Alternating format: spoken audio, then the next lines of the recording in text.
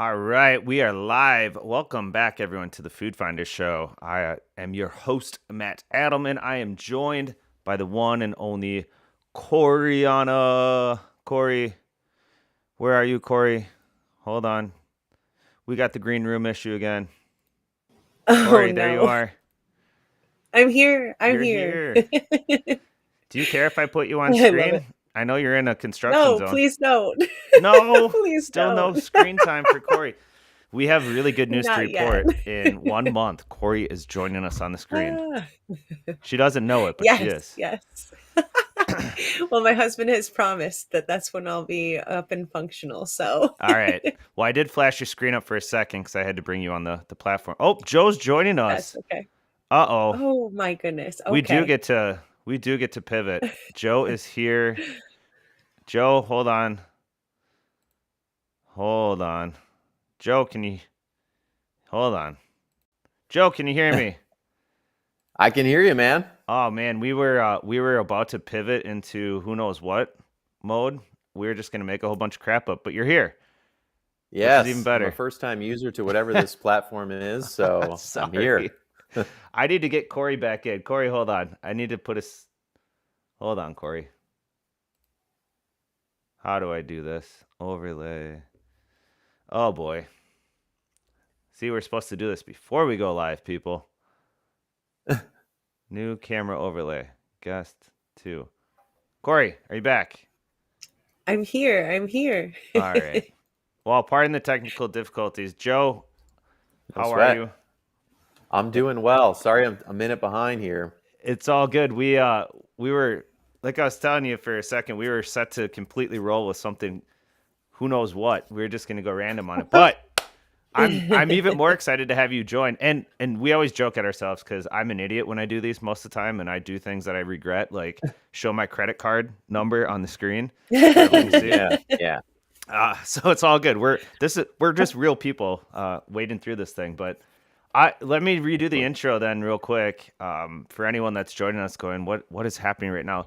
Joe Kessler, am I saying it right? Kessler. You got it. All right, Joe's joining us today to talk all things video, and I am really excited to have this conversation because Joe not only is an expert behind the scenes, he runs a production company doing lots of cool, like legit big time video stuff. You had a super cool actor on your LinkedIn last week that Yeah. I'm excited to maybe talk about. But Joe has also Yeah. been in front of the camera. He has lived this world of Hollywood, sort of, right?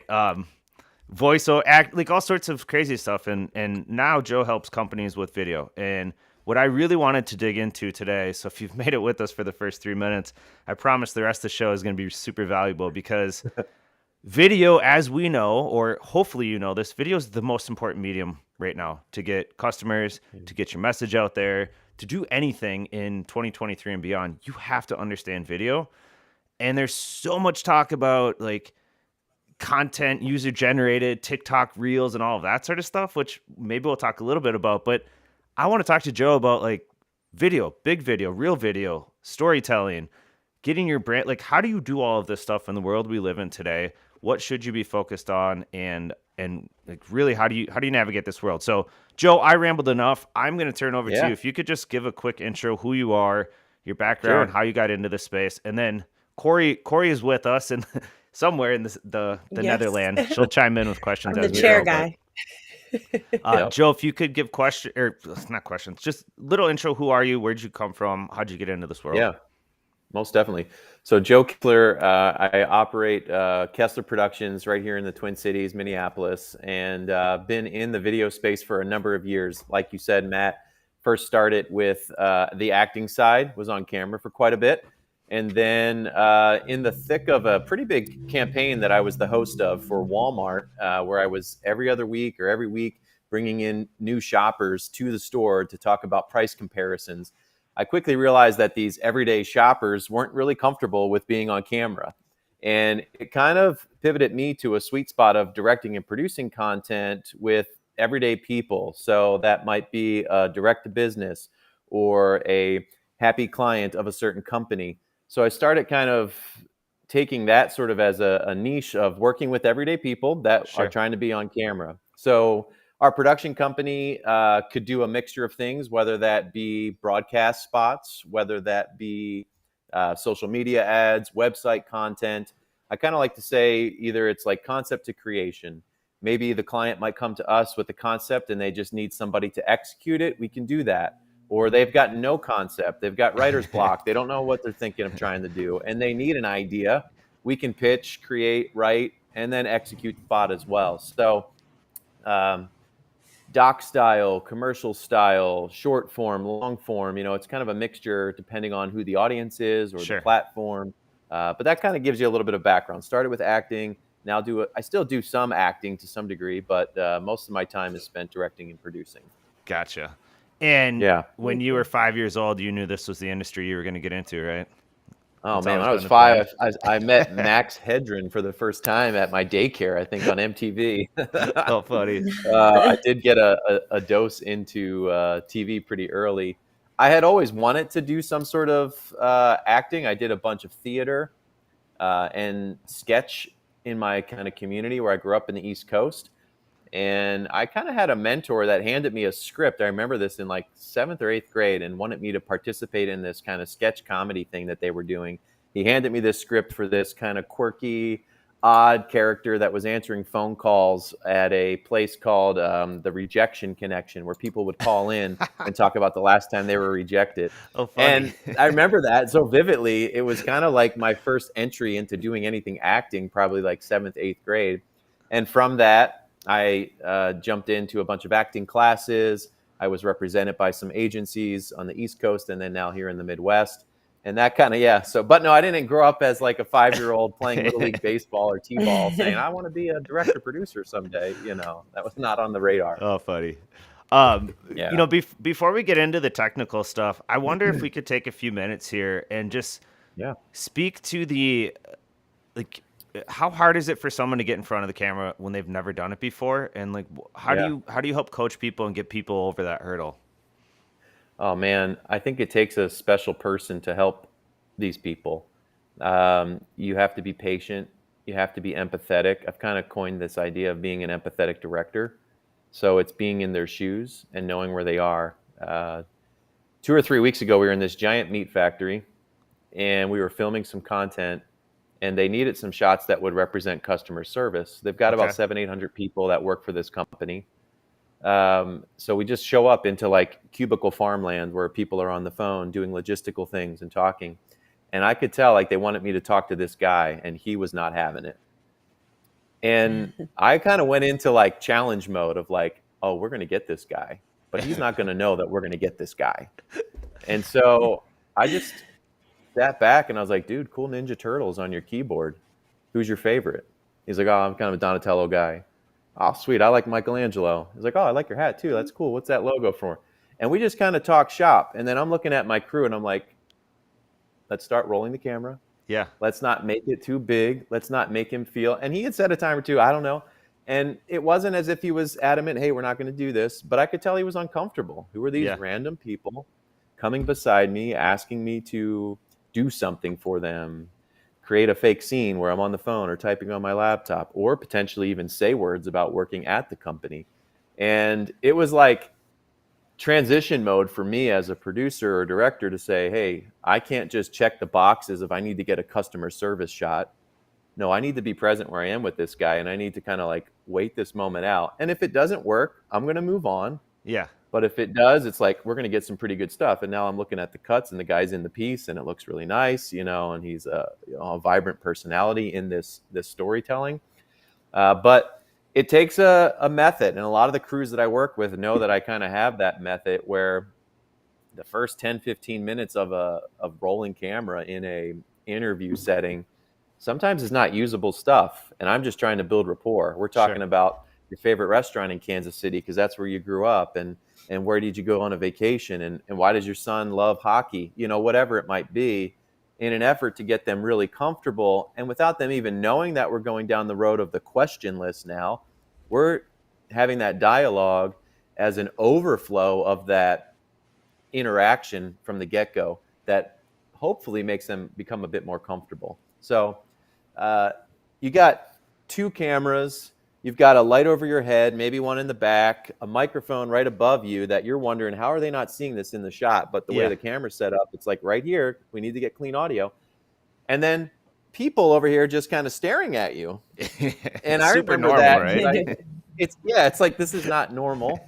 But they've got really great things to say if you can just draw it out of them. They might be that farmer that's been running his farm for 28 years, and it's the third lineage of farming in his heritage, and he's got all these nuggets of awesomeness. But if he feels uncomfortable, he may never be vulnerable enough to tell you all this stuff. So you do have to really make a crazy comfortable space, whatever that takes. Sure. We did a shoot about a year or two ago, and the subject matter was pretty heavy. It was a young person that was going to tell us a little bit about in a very emotive abuse situation. We had about 15 people on the set, and when we were about to shoot that interview, I narrowed it down to 3 people, and I asked everybody else to leave. And I could tell that brought like ease to that person. Yeah. So even knowing your environment and knowing how to help that person who's on camera succeed is really going to help your project succeed. But Yeah. it's not a, we do paid actor spots too, where it's like the talent, they know they're going to come and deliver the line and such. But this other avenue of working with real people, whether they work for the company or they're recipients of the brand in some way, they're a happy user, happy testimonial, that takes a fair amount of massaging to get them in the right space, headspace, vulnerability, and to share, because it's definitely not a comfortable environment that many people see themselves in. Yeah. Well, and most people, at least from my limited experience, it's like you say, if you can get them talking and just pretend that it's just a conversation, Mm-hmm. it's okay. But most people feel that they have to be super polished. They have to memorize whatever Yep. they're saying. They've got to No. be like Right. a robot. And then they just are so focused trying to think about what should I say that they forget that it's Yeah. at the end of the day, we're just trying to converse and get a Yep. story across. Yeah. We finished a spot in, I think it might have been April, and their marketing lady was very like fingers crossed that we get their CEO to show up better than she did in a previous video that she did. She hated the video that was done. She didn't like how she looked. And when we called cut after the CEO's interview, I just heard from like offset, "You did it, Joe! You did it!" Like they liked That's whatever they awesome. got out of her because she was authentic. She showed Yeah. up, and you can tell. And I'm not going to push the question yet to that person if I can tell, like you were just doing, like the eyes are like, "Oh crap, he's going to ask me," Yeah, you right. What know. do I say? Yeah. And we're not looking, I mean, people are not looking for polished from people, like everyday people. You might expect an actor to deliver his or her line or emotion perfectly, thus 10 takes, 20 takes, 30 takes to get it right. But with people, it's like, let's accept the odd look away down or the awkward kind of smile after I said it, whatever that might be, because Sure. that's human. So So how if we then thanks for sharing. I think a lot of yeah. people they get so hung up on that first question, but let's move a little more into like the actual how do you do this stuff? So your typical client that you're working with, is it paid actors? Is it very commercial and very like big budget production? Or what does the typical company or person that you're working with look like? Yeah, I would say it's kind of split, not down the middle, but I'd say 70% of the work that I'm doing tends to be direct with the client or potentially their marketing department or advertising department, and not a third party, not an agency or another, representative of the creative. They may have the creative or they might be looking to us to create the creative. And in those instances, we might have anywhere from 3, and I'll just say this as a disclaimer, I'm not a one-man shop. Like, I don't run camera, sound, lighting, try to meet with the person, direct, produce. It's just not the way I operate. And so on any project, I'm typically with 1, if not 3 to 5 other people at minimum to Okay. help execute.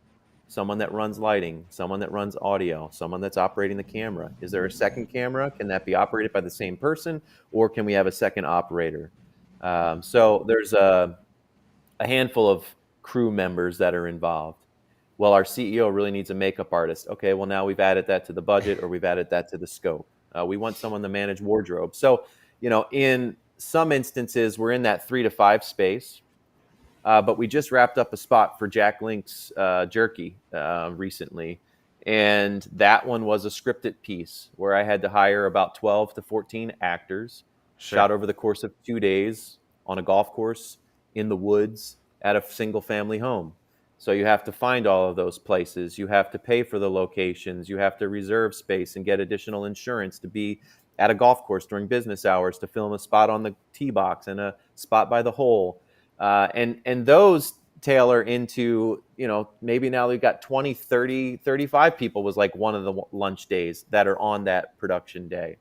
Those are probably in that 20 to 30% range of the work that I do. And some of those are typically with agency representation. An agency works for the brand. They pitch this idea to the brand. The brand says yes. The agency's like, oh, crap, they said yes. We need to find someone that can do this for us. Okay, here, let's bid it out amongst video production partners, and now we can kind of execute it. So that kind of shows you, like the meat company project that I was talking about prior.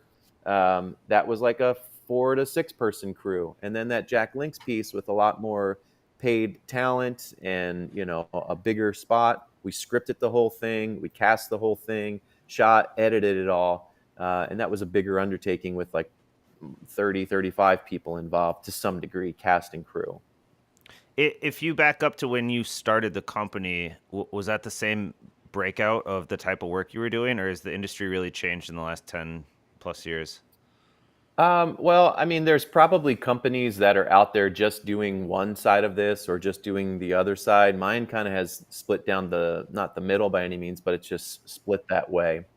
Um, some of these bigger undertakings, you can't manage. Your one production company just can't manage 12, 15 of those until you scale per year. It takes several months. You might start the idea in May. You might cast it in late June, early July. You might shoot it in late July, August, and it's delivered in October. Like the breadth of some of these projects can go for some time when Sure. there's a handful of chefs chopping things up from the script. I don't like this casting, or can we do this better, or let's do a reshoot because we didn't get enough. There's a lot that can kind of go into that. So I don't know that it's any similar or different than what I did maybe when I started. I just know how much you can kind of manage until you scale up your company to say, okay, we can rinse and repeat this, 4 more times. At some point, you just kind of you can choose to say, here's what I'm comfortable with, and here's how much I want to push our people or our team. Okay. I I think part of what's in my head is I'm maybe a little out of touch with reality. I come from the frame of when I first got into marketing. It was 2013, and I was at Land Mm-hmm. O'Lakes at the time, which multi-billion-dollar big CPG company. Yeah, right. Yeah. Huge budgets. The production, the video shoot that we did was in New York City. It was at a deli, full Yep. cast, crew, wardrobe, 3-day shoot, big Yep. scale stuff. Like we never talked about internally. Again, this is 10 years ago now. Like we never talked about user generated content. There were no iPhones that could film. Like the only option Yep. was going to an agency or big production company and getting video. Yep. And so nowadays, like you just said, you were with Jack Links doing something very similar. So clearly and obviously, it's still very alive as a way to do Mm-hmm. video. But like you hear so much about like the YouTubers, right? They have their iPhone and they're just talking to it Yep. themselves. Yep. No editing, very little scripting. Like, or maybe there is more scripting than we think, but production's pretty simple and straightforward. Yep. So if I'm a Yeah. No, food that's a good. company, well, Yeah. sorry, if like where I'm going with this, if I'm a food company, I'm doing $100 million in sales, and I want to get in this, but I don't really know how. Like, how do you guide a client on which direction to go in this age of Yeah. video? Yeah. The biggest thing that shifted for me a couple of years ago, when I made some kind of like pivots in my own production company, was there's like you can still do one video for $1. whatever that dollar is.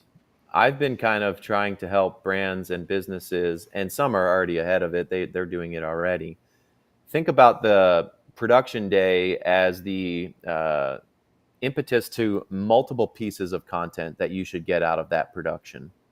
Yes, we are setting up to shoot this 2-minute spot, and it's voiceover driven, and we're in these beautiful farms, and it ends on this table, and we have all this, gorgeous food laid out, and grandpa's smiling, and the little boy is sitting on the lap of the chair in the corner. Like, okay, we shot all this fun food, how it was cooked and where it came from and all that. How can you then take that content and use it for that's purpose of, say, like a 2-minute brand anthem that maybe is a web ad or pre-roll content, but then also think about cutting that down to 60-second or a 30-second or a 15-second or even in some cases a 6-second, Sure. where you could use it in multiple ways. And so I've kind of shifted to say, hey, if you're going to spend $20,000 or $200,000 on this big video production, and we're just getting one piece of content out of that, cool, if that's what you're saying. But I think there should be space to say, could we shoot this thing a bit wider so that now we could utilize the extra space to turn these into some vertical pieces of content that you want to use on Instagram Reels or you want to use on TikTok? So you have to kind of think that way too a little bit. What are the deliverables and what platforms are they going on? Because that has shifted since 2013 as well. And let's try not to just get one piece out of this. Can we get more? And I feel like it's like, wait, I can pay $10 and get 2 burgers. I used to just pay $10 and get 1 burger, but now you're saying I can get 2. I think you feel like, oh, I'm getting more out of this. Yeah. And you are, in a sense. It does take more out of the budget to edit more pieces of content, but it doesn't necessarily take more out of the budget to shoot that content. So the shifting of the monies might change, where it's like, well, more money has gone to post and editing because we now have a 9x16 and a 16x9 and now a 1x1, and so there is a variety of shifting that's kind of happening when it comes to deliverables. But I wouldn't say gone are the days of doing what you described, because I see them happen, quite frequently, whether we're pitching for work or we're being considered for a project, just like the one that we just wrapped. We had a similar one last summer where it was for a pool brand, and we needed a hot tub and a pool, and we needed all these actors, and they needed a lot of content. We got 8 pieces for them, but then out of that, they've been just blasting, and I follow their social channels. There's small little snippets. Like every other day, I'm still seeing stuff. I'm like, wow, that beach ball shot still going strong. It's like, cool. So don't like graveyard the content. Use it as much as you can in an effort to kind of stay consistent and constant, even if it's snippets from what you captured. So when you do a big shoot like that, I know you guys edit and you get back the final files of whatever it was that you're paid to do. Do they get the whole shoot? Like, are they able to get all the video and all the stuff, and then they can go edit and chop stuff up if they want to later as well? Yeah, that's a great question. I think it's becoming more and more asked, or even in some cases assumed. In the production space, raw footage is not typically what you're setting out to create unless there's a discussion on the front end about that. Okay. Usually you're setting out to create a deliverable, and that deliverable is a 30-second spot or a 15-second ad. And what you're getting at the end of that statement of work or that contract is that deliverable. I would think majority of production companies, at least here in town, the ones that I know and partner with, would say that they're probably maybe getting asked for raw footage, which might come at an additional cost, more times than none. Maybe there are some that are giving it away, but it is your creative kind of that you've come up with. Right. And it was all intended to shoot this certain deliverable. But I've definitely been in the spot where, at the end of the project, the raw footage goes to the client, and they've paid for that so that they can do kind of what you're describing, continue with ongoing content. And I do a little bit of checks and balances with some of my clients, specifically those that are smaller companies. I'm like, do you even know how to work with this type of footage? This is not the same type of footage. And do you know how to get an audio file to sync it up to a video file? I don't want to make you pay for something and then it's in your hands. You're like, crap. Yeah. I thought this was all QuickTime. Yeah. It might not be. In some cases, yes, you can, but I want to make sure that if they're paying for something, that they have good value in using it as well. But I'm seeing that more and more because they might have a guy, or it's like, oh, my nephew went to film school and he could edit this on the weekend, and we're going to hire him for like a little freelance gig, and he's going to get us more spots. So it Sure. happens. How does it work with paid talent, like in giving over raw files? Can you just Yeah, so that's a big part of the discussion as well. Usage. Is it a 1-year buyout? Is it a 2-year? More and more talent agencies I've seen here in town, and it could be different in any market. They're not doing as much on the perpetuity of like, you can have it, shoot it, and use it however long you want. These are paid actors. This is their job. They're right? trying to make a living. And they should be compensated accordingly, or at least recompensated. And I've seen that happen before too, where 3, 4, 5 years down the road, you want to keep using the content. You can pay a small fee to that talent agency to re-up the usage again. And I wouldn't say that's happening as often, because I would hope that your marketing efforts are evolving and changing and shifting, and not just like, let's keep using what we shot in 2020. It's okay to do that to some degree, but yeah, as far as talent goes, you just have if it was $1,000 for the day, it might be $1,500 for the day if you're hoping to continue to, I'm just giving rough numbers. Sure, But sure. yeah. That Land O'Lakes shoot I was telling you about, I'm thinking back, Yeah. like, could they still use it today? And I think we made some good evergreen, timeless content back then, because it's still relevant even Yeah. in today's world. But Yeah. No, you can. I think that you mentioned it, like, if you're listening to this conversation and you get intimidated by video, or like you don't quite know where to go with it, or like you've been burned in the past, I feel like you can set yourself up for so much success if you just have these conversations ahead of time, so that Joe knows what to Yep. film and what to script and how to set this thing up, so you really get what you want down the road. Yeah. Yeah. There's 3 ways to tell a story with video. It's what you plan for, what you shoot, and what you edit. And hopefully what you edit looks like what you planned for. And I think the 2 sections, like, everyone likes being on set and everyone likes the filming day, and it's great. It is fun. You're creating something that didn't exist. I would multiply that day on set times 10 to 20 to 30 sometimes, for the amount of hours that goes into pre-production and the amount of hours that goes into post-production. And yeah, you can't skimp on the messaging, can't skimp on the prep work. So you know what you're after. That's just being a good steward of your time and communication, so your crew knows what they're trying to accomplish as well. Awesome. Corey, I know you're following along with Yes. us. Any questions, or any questions online that have popped up since we've been chatting? Nothing on either, excuse me, LinkedIn or Facebook at this time. Nope. And Okay. I failed to get the YouTube It's from all you good. to be watching on I YouTube. wasn't So I'll have expecting it. to be better I was prepared next week. curious if you had any questions based on what we've talked about so far, Corey, and just you can say, no, I'm good. I don't have any questions, though. I appreciate the whole commentary on working with people that are not comfortable being on camera, because that is 100% me. Yeah. And something that I need to get over. Yeah, it's not But for no, I have everybody. no And questions. No. The you're your guy in the worst chair. critic. You just kind of see, oh, why does Absolutely. my eyebrow do this, or why do my shoulders look that way, or what? You just see all the things that nobody else will see. Um, I Exactly. show the content to my family sometimes before or while it's going, and like, oh, that's a nice guy. That guy sees it. Oh my God, I sound like an idiot. You're like, no, you don't. Stop. Yeah, you sound like a person. That's all good. Yeah, you sound like you, and you're a good guy. So I where do love you that. Yeah. see, like, again, if I like to try to put myself in the shoes of one of the companies we work with. We do a lot of Yeah, private label. They don't yeah, they don't really know a lot about video, but all of them are thinking at some point, maybe I should have a brand and maybe I should go after this space. yeah. What like, where are you seeing the best success right now? Like, what types of videos? Where are the videos going? Like, walk hmm through where you see people winning with video today. Yeah. I mean, I guess it's where your audience is. Yeah, If your good audience is a answer. YouTube, if your audience is a YouTube audience, you should be continuing to be on YouTube. Um, If it's Hulu ads because they're becoming a bit more economical for people, and people are streaming TV, it's great. There's your space there.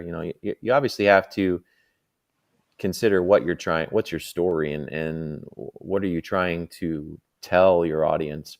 I feel like for some that are new to video, it's brand awareness. You don't have to tell the whole recipe on the back of the label and what's all involved here, but you're trying to pique, awareness. I've got a call later today with a company that's simplifying something as it relates to food prep. And it's like, okay, well, let's speak to like why that's making a difference for that audience, and then tailor your content towards that crowd. Are they 30 somethings? Are they on Instagram? Are they on TikTok? Um, I think the short content is doing really well personally, both from long-standing attention span. How much time do I have to watch this? But bite-sized pieces. I want to buy Fabletics shorts. Why? Because I keep getting ads about the guy going like this with his shorts, Yeah. or whatever. And it's like, oh wow, I gotta go get them.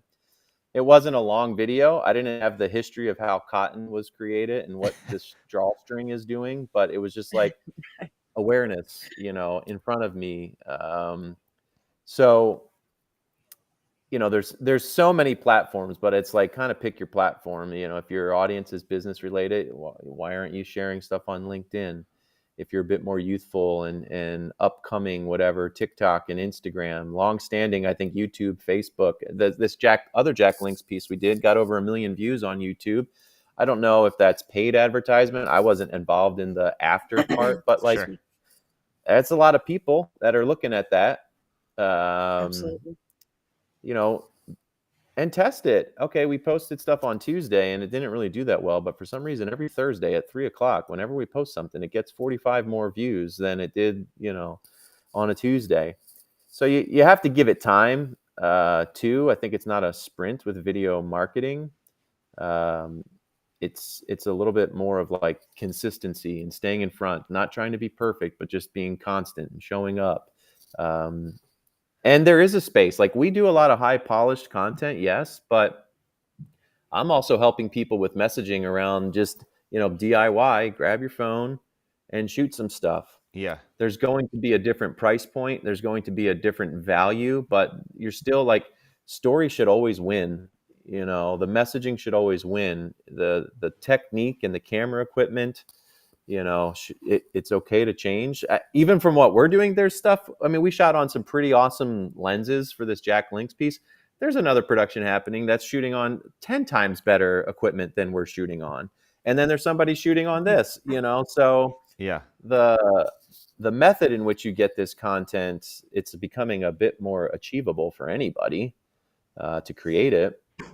As far as where it goes and where it's successful, I'm seeing a lot of people have success with emails where they're putting a link in the email and you're clicking on that link to a YouTube channel or a Vimeo page. Yeah.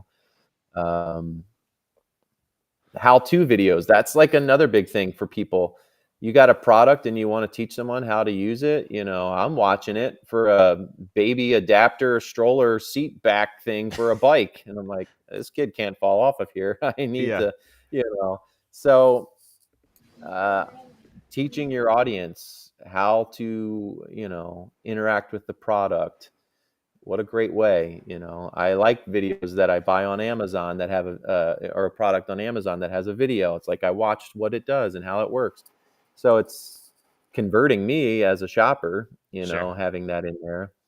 So there's so many platforms that your content could go on. I don't have a specific, you got to be on this one or that one. I think it's know your story and know your audience, and then kind of lean from there. Are you having that discussion then like when you're doing the scripting and thinking through the like what are we shooting?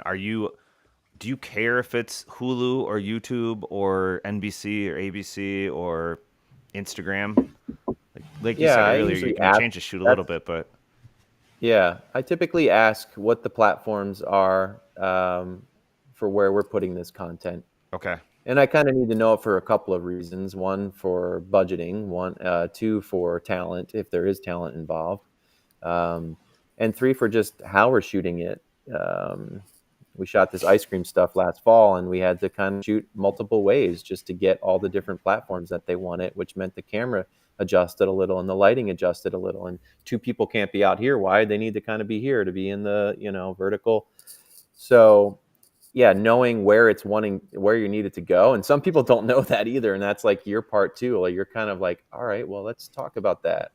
Where's your audience right now?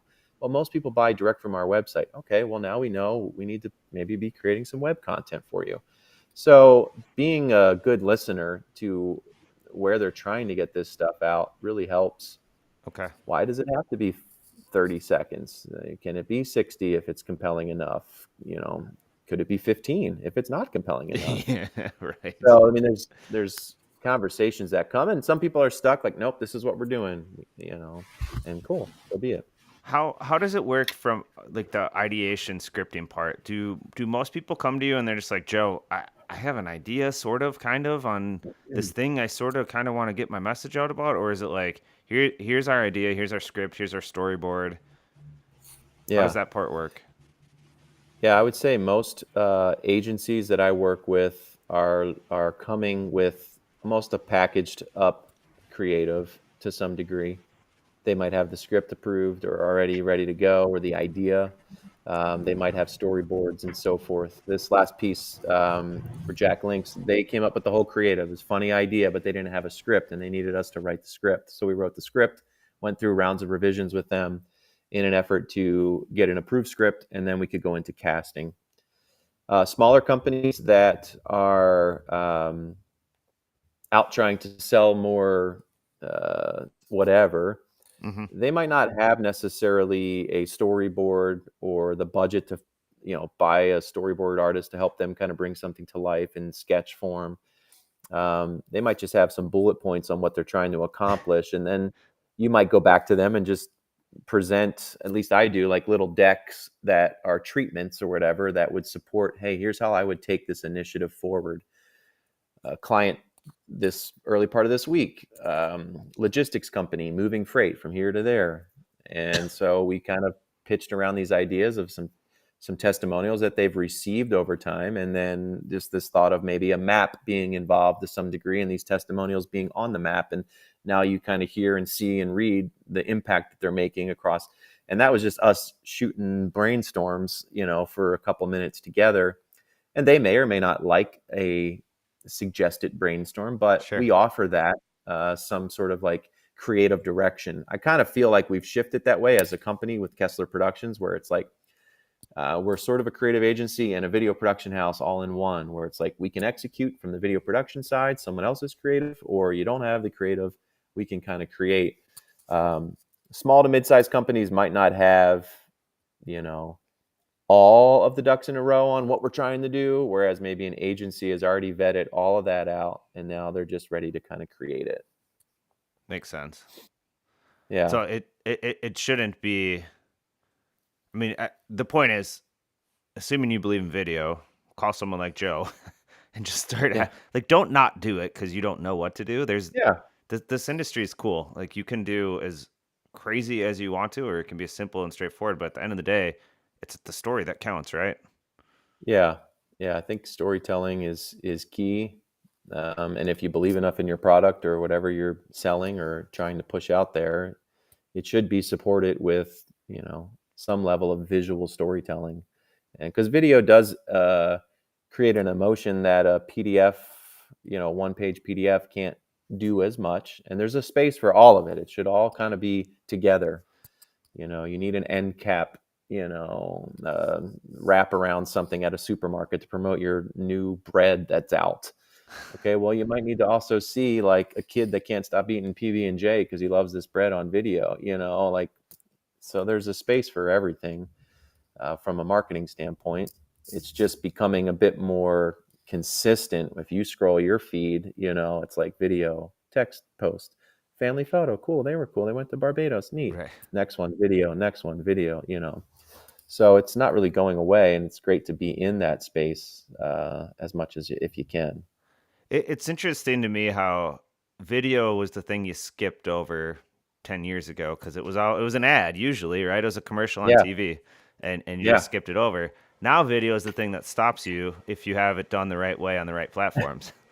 Yeah. Yeah. Yeah. You're watching a great show and then you got to watch that thing. Yeah. But It's then you might be Googling that thing and you might be buying that thing. It's definitely become more of an attention grabber.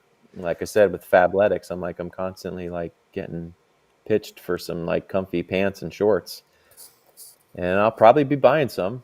So that video did its job, where for me at least. where do you see video going as it relates to the big networks, like network TV spots? Do you think Hmm. 10 years from now 30-second commercials are still what they are today? Yeah, I mean, I feel like these big brands have big dollars to spend, and they want to be present at some of the biggest platforms for the biggest audiences. It's the conversation on Monday about the Super Bowl ads with your buddies that Yeah. maybe makes you think twice about avocados next time.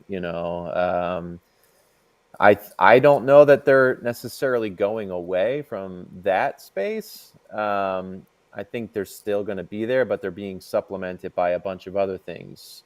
Have 8,000 ambassadors for Pepsi out there doing stuff with their iPhone that are also creating social content for their little audience. Yeah. So I don't know if it's going away. I feel like the Final Four and the Super Bowl and NASCAR or some of these big, the Oscars, big televised live events are still going to have some of those big players. We could play this in 5 years when I'm completely wrong and laugh at me, which is cool. But I don't know. I don't see live event going away. So I know that they get paid via commercial breaks. Yeah. They make a lot of money that way. Yeah, I was thinking about this last night. I was watching one of the football games, and it was a Jeep Yeah, ad. And emotion and storytelling has always been the thing that's caught me the most yeah, especially when it's dads and kids. And oh it was a yeah, video of a Jeep where it was a guy looking in the back seat, and there was like a little tear in the fabric where the dog had bit the fabric. So there's a yeah, flashback to that, and then it's him looking at it, and then he looks at the roof, and there's a scratch on. Have you seen this video? yeah. I love it. And I watched that one and I was like, that will never go away. Like that type of Yep. advertising, that type of video, Yeah, to me that will always be there. But I don't know that if I'm scrolling Instagram or LinkedIn or Facebook, like, am I going to stop to?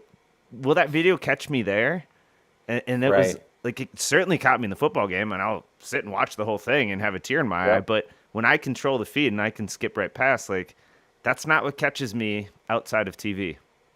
Yeah. Well, that's a good point. I think you're a captive audience, obviously, when you're sitting watching a football game. And if you're not getting up to refill your nachos or something, you're going to watch whatever it is and you might be moved by it. I can remember some extra gum ad, and it's like the dad, did some sort of like, I don't even know, something with the wrapper and turned it into something and gave it to his daughter. And then they sped through like all of her life growing up. And at the end, when she was off to college, she found it in her box, the little thing again. And it was like, oh, that is like those emotive pieces stick with you and they're memorable. Yeah, I was going to say too, is like these spots that air here, they're not done there because they're going to also hopefully show up on that website, hopefully show up on that company's YouTube channel, or maybe have a cut down. To see the full version, visit our website sure. it might be a shot of just the dog in the car or the scratch on the Jeep seat and the turn back of the dad, and then it cuts. Like, want to know what happened? Find out more on our website. So there's ways that you could use this content still, but you have to be thinking bigger than we didn't just create this 1 minute ad for Sunday Night Football. It Sure. was for multiple purposes. I know we've been going a little wise here. We'll probably do another 10 minutes or so. I Okay. want to Yeah. shift just a little bit. The meat company you're working with, I believe that was more internal video, correct? We've done internal and external for them. This one will hopefully be, I would call it internal external because it's more like sales and business development driven. So an external audience will see it, but it won't be like we did an ad that's at like the movie theaters. They got pre-roll content, external audience could see that. Social media, maybe they can see that. But this last round of stuff well, I guess you could say it's a bit more internal, showing some of their capabilities and, Well, talk us through your experience and perspective on using video internally. Like most people think it's external, it's to reach eyeballs and get people to buy stuff, yeah, but the power of video internally is, I think, overlooked yeah. sometimes. Yeah, so the year prior when we had done some work for these guys, they've got about 700 associates. So it's a big undertaking, in a small town of Minneapolis, the Minnesota area. Recruitment and retention, how do we get good people? How do we keep good people? How do we make people like where we work? Well, I Yeah, think video is a huge platform. I'd seen Amazon doing this last year or two where they're doing little employee stories, and they're like, take an interesting person, tell us about their career, show them working for a beat or two, and voila, we've got this sort of like cool, cute story about this person. So we did something similar to that with this company where we took 6 associates, all in different parts: warehouse, trucking, on the line of production, boxing, in the office, answering calls, and just broke down life a little bit. One lady, I just took this job because I was on like just finished up maternity leave and thought maybe I would just work here for a couple of months just to make a couple extra bucks. I'm still here 8 years later. Okay, if that doesn't say something about like commitment to culture or right. recruitment and retention, that's from her. It's not like the head of HR telling you that in a newsletter or sending it out in an email. So I think there is a space for internal video, even from a messaging standpoint. There are companies out there that are introducing new ways of life for their company, and they're using video to explain why they're making this change or why they're making this shift. Uh, it's maybe externally, I guess, but these recruitment pieces could be used as well on the platforms of like Indeed, to Sure. tell me when I'm looking, what is a career like working at this meat shop, like, oh, that's pretty cool. Looks like they're doing some pretty sweet work there. So, and I think company pride is another big thing where it's like, I can just stand up tall and feel good about my company. Like, this is us. Video can do that if it's done right. Like, wow, that's our company. Yeah, we Yeah. are doing cool stuff. So heard that said before from time to It time seems too. like a absolute untapped gold mine of talent. If you Yeah. can get good compelling, like I know you and I, we met on LinkedIn. We're both really Yeah. active on LinkedIn, hence being live right now on LinkedIn. Yeah. But I don't see, granted, I'm not in the job hunting market, but I don't see any ads about what is it like to work at Target or Best Buy Yeah. or General Mills Hmm. or whoever. And that seems way more compelling than a job post that's just a bunch of bullet points of what we're looking for. Like, Yeah. just have a Hmm. 15-second video. Are you blah, blah, blah, Yep. blah, blah? List off the things you're looking for and send it Yeah. out to the world. Yeah. And to not get in your head about, oh, well, we shared that video already. Share it again. That's what I tell a lot of my clients. It's like your audience is changing online consistently. Yeah, And it's not for the person that saw it before. It's the person that didn't see it yet. So yes, post it again, even if it's 6 months later or 4 months later. If you get no views, what did you lose? I mean, I guess time to post something that's already produced and you had to write a couple sentence of copy that you could probably ask AI to create for you as well if you want it, like, so I think that's a good point. Um, yeah, you see the little logo and you see the little subtitle underneath it, new job posting. You're like, right. well, let me see what that's like. Yeah, I think that's a great recruitment effort that's not necessarily being tapped into. You mentioned the little buzzword in the a couple sentences ago. Are you worried about AI? Excited about AI? Do you think it is going to do anything in this space that is good or bad? Yeah, AI to me is Allen Iverson. That's I grew up in Philadelphia. It's like that's what I think of when I think of AI. So Yeah. much that I named my daughter Iverson. How funny. But yeah, I think AI. I will say this: I'm not a expert nerd guru in the space yet.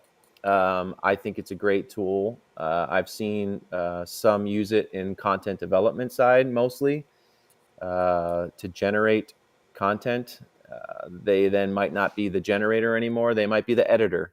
So they spit something out and you go in and now you're editing. So you've saved some time. And I think there's a place for it. But from a um, human element, I think there's still something to be said about being with people and getting people to emote. And I'm sure it will catch up at some point to uncover emotion and comedic timing or sadness or whatever the emotion we're going for with the video. Sure. But I'm not too wrapped up in AI personally, and but I do see it being beneficial, especially like when you're trying to write copy for some of these posts or a newsletter or something Yeah. that you're trying to share with the general audience.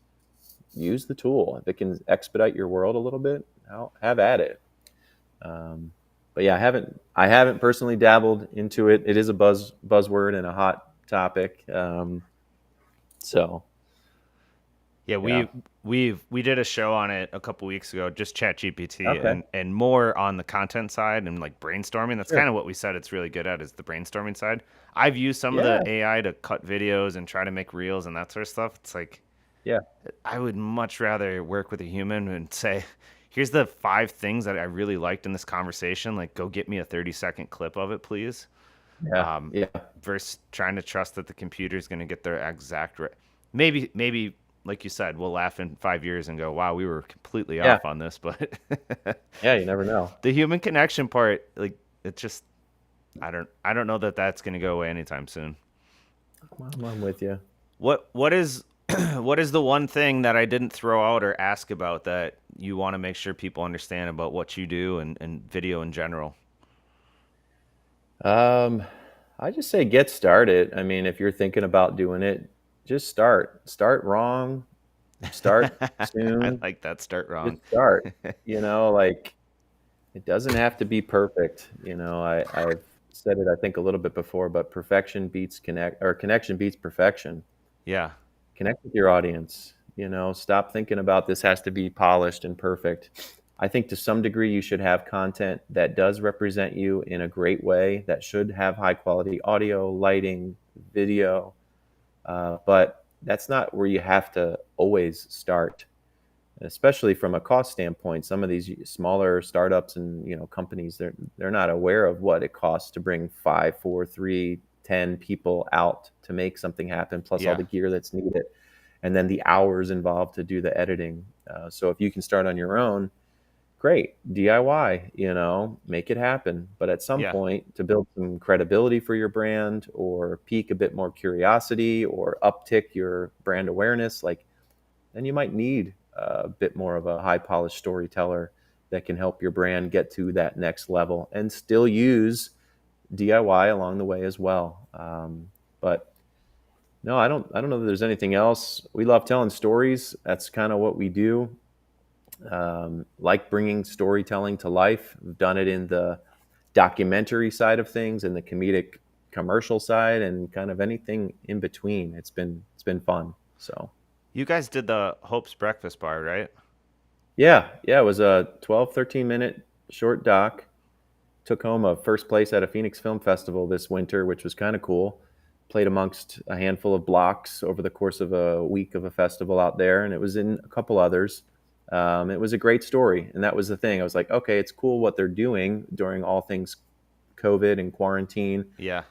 but can we tell it in not just a topical way of like, oh, there were leftover, meals that they gave them away. Well, let's go talk to the chef. Let's go talk to the volunteers who dedicated every day for 4 straight months.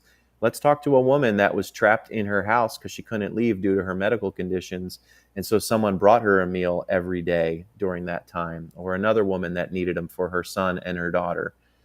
That's when the storytelling kind of came to life, and a prom that didn't exist because school was canceled. So they hosted a drive-through prom that you could come quickly and get a meal and go on your way with your date, take a picture, have a red carpet. Like, that was the Yeah. story. It wasn't like, we made food and gave it away. Cool. Yeah.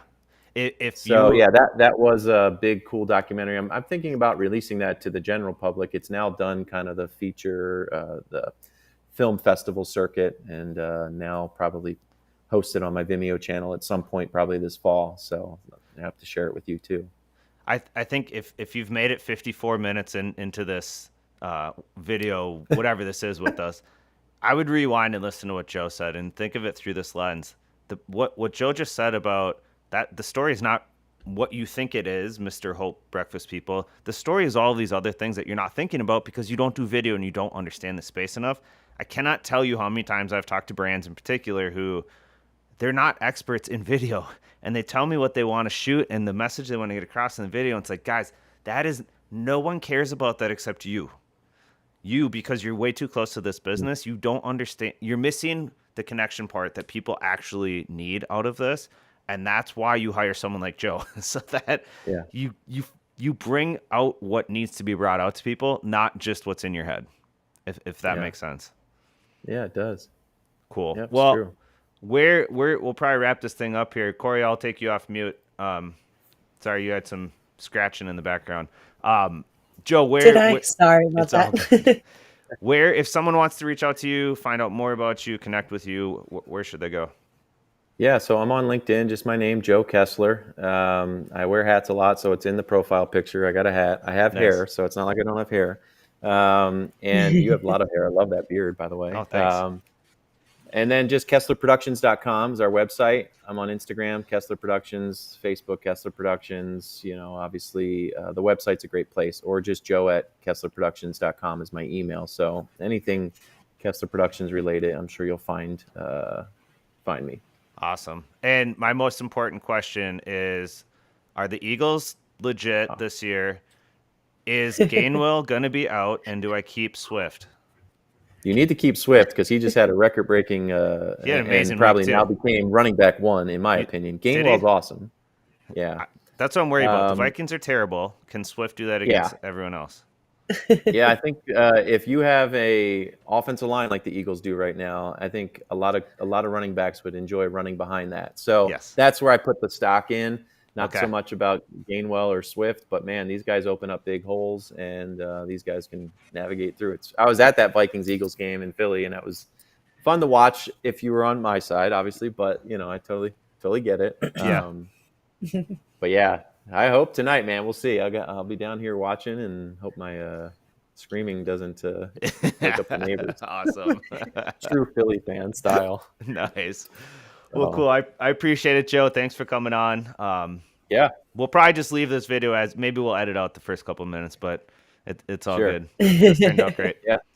And apologies for being tardy. it's all good. If anyone reached out, I've known Joe for a few months now, and we've had a chance to connect on a few things, and you know, he's fantastic at what he does. So if you need video help, hit him up. Corey, Thanks. anything to add? On to the next. Just thank you for coming on. Cool. And thanks Yeah. for coming on, Joe. It was great having you. Thank you, Corey. All right. Yeah. Cool, All right, you guys. Enjoy. Have a good rest of the day. See you guys. Bye now.